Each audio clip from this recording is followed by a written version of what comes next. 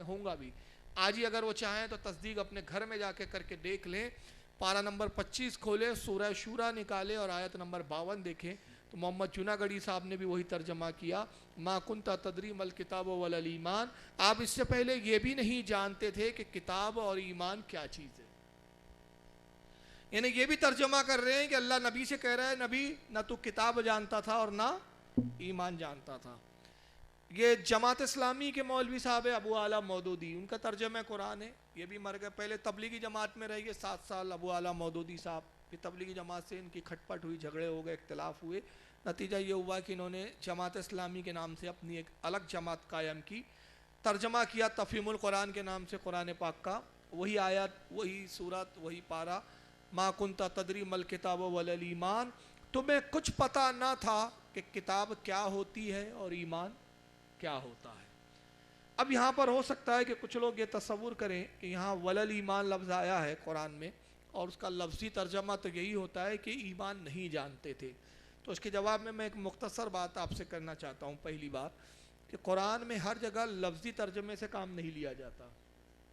अगर आप लफ्ज़ी तर्जुमे से काम लोगे तो इससे हिदायत की जगह गुमराहियत फैलेंगी, क्योंकि कुरान खुद अपने बारे में कहता है युदिल्लु बिही कसीरा व यहदी बिही कसीरा।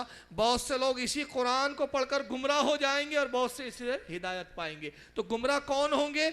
जो मुफस्सिरीन की राय नहीं देखेंगे, जो मुफस्सिरीन की तफासिर को नहीं देखेंगे, जो हदीस के मफहूम को नहीं समझेंगे, तफ़हीम कुरान को नहीं जानेंगे, अपनी तबीयत से लफ्ज़ी तर्जुमों को देखेंगे और उस पर अकीदा रखेंगे, गुमराह हो जाएंगे। मिसाल के तौर पे कुरान में यदुल्ला भी लफ्ज़ आया है, अगर हम इसका तर्जमा लफ्ज़ी ले और वही अकीदा रखे तो हम मुसलमान नहीं हो सकते। यद के मायने हाथ होते हैं, यदुल्ला यानी अल्लाह का हाथ, तो माज़अल्लाह अल्लाह को हाथ वाला मान लिया तो हम मुसलमान नहीं। क्यों? क्योंकि अकीदा यह है कि अल्लाह जिस्म जिस्मानियात से पाक है। कुरान में वजुल्ला भी लफ्ज़ आया, वजुल्ला के मायने अल्लाह का चेहरा, तो अल्लाह का चेहरा अगर हम तस्लीम कर लेंगे नऊज़ बिल्लाह मिन ज़ालिक, तो माज़अल्लाह फिर हमने खुदा को मुजस्सम और जिस्म वाला मान लिया। तो गैरों के और हमारे अकीदे में कोई फ़र्क नहीं हुआ। गैर भी अपने माबूदों का शक्ल मानते हैं, उन माबूदों की हाथ पैर कान नक सब मानते, हमने भी वही मान लिया, तो उनमें और हम में क्या फ़र्क। हमारा अकीदा ये है, हमारे उलमा ने रसूलुल्लाह ने फरमा दिया, बता दिया कि परवरदिगार आलम जिस्म जिस्मानियात से पाक है, उसका कोई जिस्म नहीं है, वो कोई मटेरियल नहीं है। तो कुरान के लफ्ज़ी तर्जुमे नहीं लिए जा सकते। अब देखिए कुरान में एक लफ्ज़ है, अरबी ज़बान में एक लफ्ज़ आता है हब्ल। हब्ल के मायने बहुत सारे होते हैं। हब्ल के एक मायने रस्सी भी होते हैं, हब्ल के मायने जान भी होते हैं, रग भी होते हैं। अब अगर लफ्ज़ी तर्जुमे अगर हम करने बैठे तो अकीदत कुफ्रिया हो जाएंगे। जैसे कि कुरान अज़ीम में अल्लाह एक जगह फरमाता है, अल्लाह फरमाता है वातसिमू बिहब्लिल्लाहि जमीअन वला तफर्रकू। अब सारे लोगों ने तर्जुमा यहाँ क्या किया?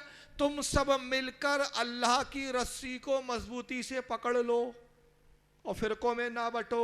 तो या हब्लिल्लाह लफ्ज़ आया तो हब्लिल्लाह का तर्जमा सब ने क्या किया? अल्लाह की रस्सी, जबकि हब्ल के लुगत में एक मायने जान रग भी आते हैं। और दूसरी जगह ये हब्ल आया, वहाँ सब ने जान किया तर्जमा। जैसे अल्लाह फरमाता है नहानो अक़रबो इलैहि मिन हब्लिल वरीद, अल्लाह फरमाता है मैं तुम्हारी शहरक तुम्हारी जान से भी ज़्यादा करीब हूँ। तो यह हब्ल के मायने सब क्या कर रहे हैं?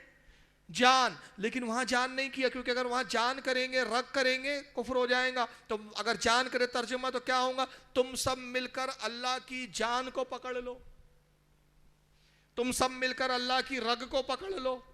तो माज़अल्लाह अल्लाह की जान है को पकड़ सकते हैं, हाँ अल्लाह की जान आप काबू में ले सकते हैं, ये तो कुफ्रिया अकीदा हो जाएगा। तो सब ने वहां दूसरा तर्जुमा क्या किया? तावील से काम लेके रस्सी लिया हुआ मुराद, और फिर रस्सी की तफसीर की कि इससे दीन मुराद है, बाज़ ने का कुरान मुराद है, बाज़ ने का हदीस मुराद है, बाज़ ने का अहले बैत मुराद है, मुख्तलिफ मुरादें ली गई। तो कुरान के लफ्ज़ी तर्जुमे नहीं लिए जा सकते। और अगर लफ्ज़ी तर्जुमों को लेकर हम अकीदा रखेंगे तो माज़अल्लाह बहुत सारी गुमराहियत की बातें निकलेंगी। मैं उस पर तफसीर बाद में करता हूँ, लेकिन आइए एक मौलवी साहब को आप सुन लीजिए। जो तर्जमा कुरान इन वहाबियों ने किया, ये आज के जीते जागते मौलवी जिनका नाम है मौलवी तालिबुर रहमान साहब। तालिबुर रहमान ये तौसीफुर रहमान का भाई है, ये भी उसी आयत को पढ़ के क्या तर्जमा करता है, सुन लीजिए। क्योंकि नबी अकरम सल्लल्लाहु अलैहि वसल्लम के बारे में कुरान कहता है मा कुंता तदरी मल किताब वल ईमान, जब तक हमने तुझको नहीं बतलाया उस वक़्त तक ना तुझको ईमान का पता था ना तुझको किताब का पता था। आपने फरमाया मा अना बेक़ारिन, मैं पढ़ा हुआ नहीं हूँ, नाउजुबिल्लाह, अल्लाह के नबी झूठ नहीं बोलते थे। नबी ने कहा मैं पढ़ा हुआ नहीं हूँ, अल्लाह के नबी झूठ नहीं बोलते थे। उससे ये बताना चाह रहा है कि हुजूर अनपढ़ थे। हमारा कहना है हुजूर अनपढ़ नहीं थे, पढ़ा लिखे नहीं थे। ये मुराद नहीं है कि मैं पढ़ा हुआ नहीं, उससे मुराद ये है कि मैं किसी से पढ़ा हुआ नहीं हूँ सिवाय रब उसके। मुझे पढ़ाने वाला कौन है? रब है। क्योंकि कुरान में अल्लाह खुद इरशाद फरमाता है अर्रहमान अल्लमल कुरान खलकल इंसाना अल्लमहुल बयान। वही रहमान है, सबसे बढ़कर रहम करने वाला, जिसने अपने नबी पर कुरान नाजिल किया, इंसानियत की जान मोहम्मद को पैदा किया और उसको कलाम करना सिखाया।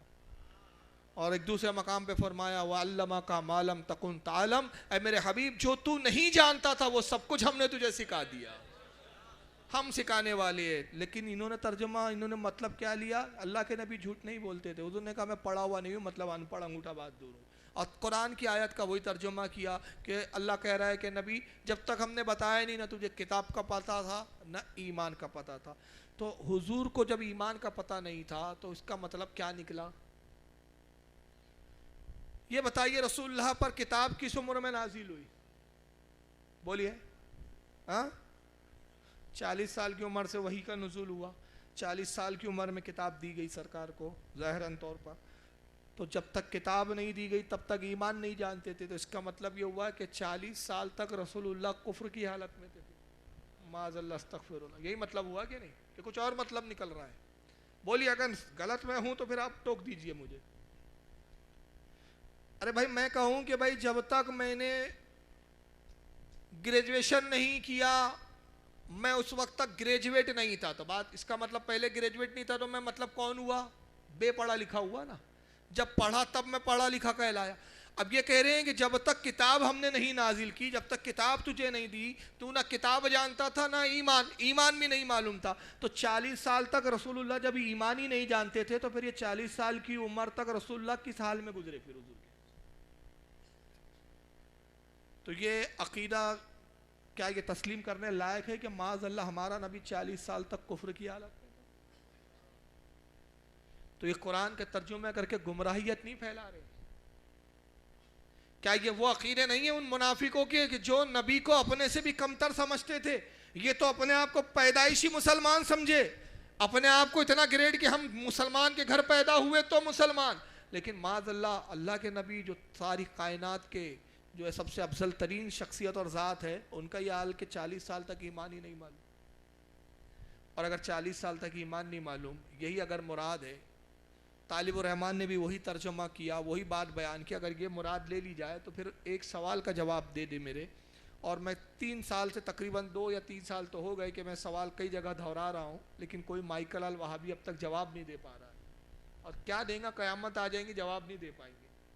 मेरा एक छोटा सा सवाल है कि अगर कुरान का यही मतलब ले लिया जाए और इस पर अकीदा रख लिया जाए जो तुमने तर्जुमे में बयान किया, और तुम्हारा कुरान का तर्जुमा पढ़ के आदमी ये तस्वुर कर ले कि 40 साल तक नबी को ईमान नहीं मालूम था, तो फिर मुझे ये बताओ कि जब हुजूर ईमान ही नहीं जानते थे तो गारे हीरा में ऐलान नबुव्वत से पहले इबादत किसकी करते थे?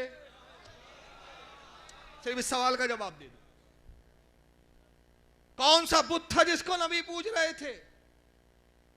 और अगर रसूल ईमान नहीं जानते थे तो फिर इस हदीस और इस रिवायत का क्या जवाब है तुम्हारे पास कि हज़रत शिफा फरमाती है, जो हज़रत अब्दुर्रहमान इब्न औफ की वालदा है, वो कहती है जब रसूलुल्लाह की विलादत हुई मैं बीबी आमना की खिदमत में मौजूद थी, दाई के फराइद अंजाम दे रही थी। मैंने देखा कि मोहम्मद पैदा हुए तो हालत सजदा में थे। किसको सजदा करते हुए पैदा हो रहे थे? जब ईमान नहीं मालूम था तो मुझे बताओ। हज़रत शिफा कहती है मैंने हुजूर को उठाया और जब मैंने उनको पलटाया, मैंने उलट किया तो देखा कि मोहम्मद के लब हिल रहे, सरकार के लब हिल रहे। मैंने अपने कान को हुजूर के करीब किया तो कसम खुदा की मैंने सुना हुजूर कह रहे थे रब्बे हबली उम्मती, रब्बे हबली उम्मती, रब्बे हबली उम्मती। जब ईमान नहीं था तो ये कौन सी उम्मत थी जिसको हुजूर याद कर रहे थे?